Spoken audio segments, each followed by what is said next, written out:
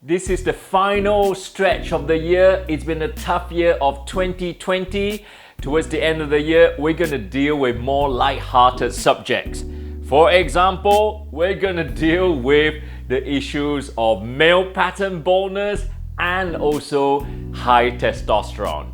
So the big question is, are bald men more virile?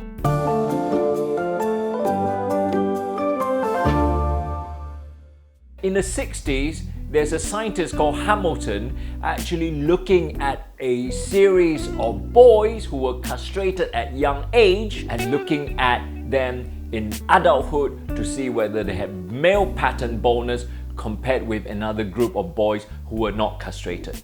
Indeed, that is true because men who were castrated were less likely to encounter problems of male pattern baldness. However, the people who also were not castrated were also having no problems with the actual hair loss issues. So what is the nitty-gritty details behind this is to do with the active component of testosterone called dihydrotestosterone. Dihydrotestosterone can influence many things in our body. For example, the prostate and also the hair follicles. What is believed is that certain genetic susceptibility will cause higher conversion of dihydrotestosterone and eventually cause the thinning of the hair follicles and the hair cells to fall off and eventually no hair.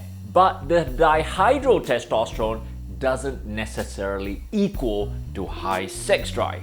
Therefore, some men who encounter male pattern baldness do experience this normal sexual libido and also being normal in bed. On the other hand, some people who has no hair loss but continue to enjoy very high libido. In general, it's a lot more complex than that.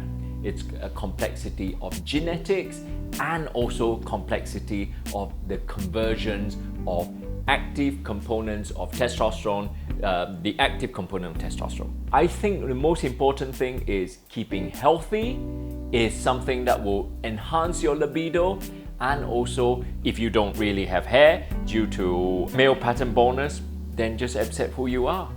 Next week, I'm going to talk about something quite interesting because I'm going to ask you, how straight are you? I'm not talking about gender preference.